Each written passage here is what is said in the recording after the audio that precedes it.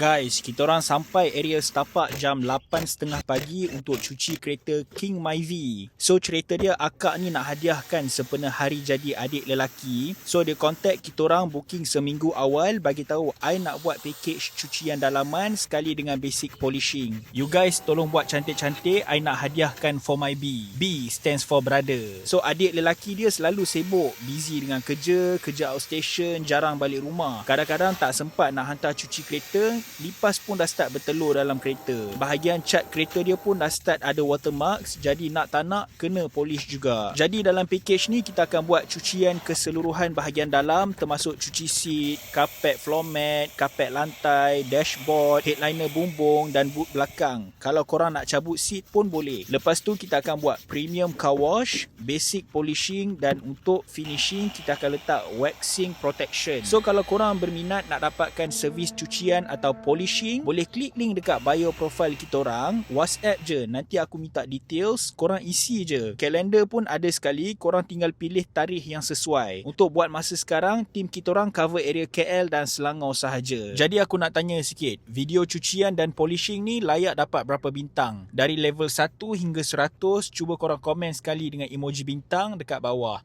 Terima kasih.